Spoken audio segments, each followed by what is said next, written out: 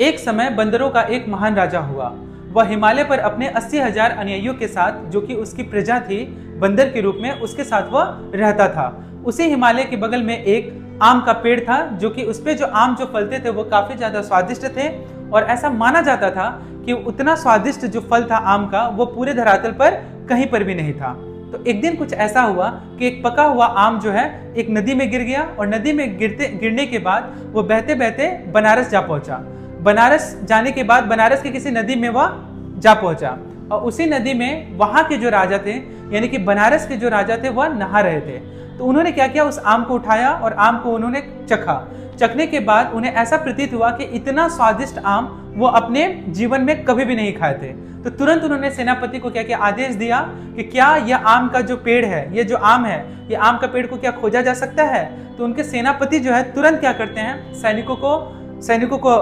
कहते हैं और पूरी सेना जो है, यानी कि सैनिक, सेनापति और राजा, वो हिमालय की तरफ में रुख मोड़ लेते हैं, यानी कि हिमालय की ओर वो आगे बढ़ने लगते हैं। जैसे वो हिमालय के ऊंची तलहटी पे जैसे वो पहुंचते हैं तो देखते हैं कि सचमुच में वहां पे एक आम का पेड़ है। तो उसी आम के पेड़ को वहां के तमाम जो उस राजा के साथ गए हुए जो रहते हैं सेनापति और सैनिक, वो लोग क्या करते हैं, उस आम के फल को चखते हैं और वह पूरा आम को क्या करते, खाते हैं और उन्हें ऐसा महसूस होता है कि वास्तविक में सच में ऐसा आम जो है, ऐसा स्वादिष्ट आम वो अपने जीवन में कभी भी नहीं चखे थे। ऐसा करने के बाद वो राजा जो है यह निर्णय लेते हैं कि आज का जो रात्रि का जो विश्राम जो है यहीं पे किया जाएगा, अगले दिन हम लोग क्या करेंगे, अपने घर वापसी को जाएंगे। ऐसे में राजा अपने कक्ष से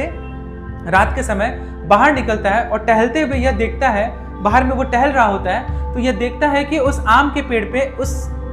पेड़ पे बहुत सारे बंदर जो है वो उस आम को क्या कर रहे हैं, खा रहे हैं। आपको मैं बताना चाहूंगा कि राजा जो रहता है वो काफी ज्यादा घमंडी रहता है, उसके मन में घमंड का भाव काफी ज्यादा भरा हुआ रहता है। तो ये सोच करके वो देखता है कि अरे जो आम मैं खा रहा हूँ उस आम को वो बंदर क्यों खाएगा। तो ऐसे में तुरंत राजा ये निर्णय लेता है कि जितने भी बंदर हैं उन सबको वो क्या करेगा, जान से मार देगा। जैसे इस बात को सुनता है उस राजा, वो बंदरों का जो राजा रहता है वो इस बात को जैसे सुनता है वो तुरंत क्या करता है, निर्णय लेता है कि वो अपने प्रजा को बचाने के लिए, यानी कि बंदरों की फौज को बचाने के लिए, उसके जो 80,000 जो बंदर रहते हैं उसको बचाने के लिए वो क्या करता है, तुरंत आम की डाली को उसी समय क्या करता है, काटता है, तोड़ता है। तोड़ करके क्या करता है, वह एक पुल की तरह एक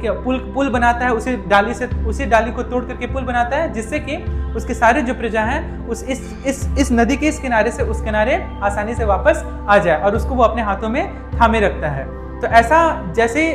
ये खबर जो सेनापति को देता है राजा कि हम तमाम बंदरों को मार देंगे, और वहां पे क्या देखते हैं कि बंदरों का जो राजा रहता है वह पूरी योजना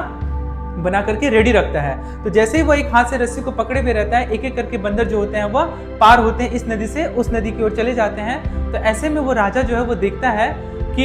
ये अपनी प्रजा के लिए काफी ज्यादा क्या कर रहा है, मेहनत कर रहा है। एक राजा होने के बावजूद भी अगर वो चाहता तो इसे मरने के लिए छोड़ करके अपने प्राणों को बचाने के लिए वह वहां से भाग जाता, लेकिन वो वैसा नहीं करता है। अंत तक वह राजा जो है उस रस्सी को थामे रहता है। कौन राजा? बंदरों का राजा थामे रहता है, ताकि उसकी जितनी भी प्रजा है वो नदी को पार कर जाए और उनकी जान पूरी तरह से बच जाए। लेकिन अंत में क्या होता है, उसकी सारी प्रजा तो एक किनारे से दूसरे किनारे चली जाती है, लेकिन वो जो बंदरों का राजा रहता है उसकी स्थिति बहुत ही ज्यादा थकान की वजह से बहुत ही ज्यादा स्थिति, उसके शरीर की स्थिति खराब हो जाती है और वह वहीं पे तुरंत मर जाता है। इस स्थिति को जब वो देख रहा होता है, वह राजा जो कि बनारस का राजा था, वह जब वो इस सिचुएशन को जब वो देखता है तो उससे रहा नहीं जाता है और उस बंदर को बचाने के लिए वो काफी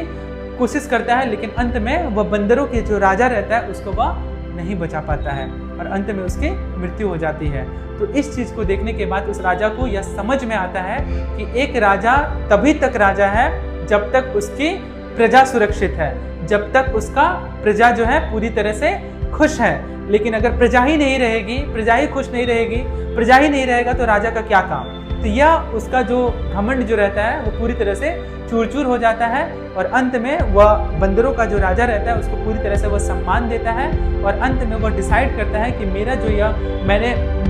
इतनी सारी शान शौकत मिलने के बाद, राजमहल मिलने के बाद मेरे अंदर जो ये घमंड का भाव जो भर गया था उसे मैं अब उतार करके फेंकता हूँ। अब मैं पूरी तरह से अपने प्रजा के लिए काम करूँगा, अपने प्रजा के हित के लिए मुझे जो भी करना पड़े, अपने प्राणों की आहुति भी देना पड़े तो मैं अपनी प्राणों की आहुति दे दूंगा। उम्मीद करते हैं कि कहानी आपको अच्छी लगी होगी। आज के लिए इतना ही।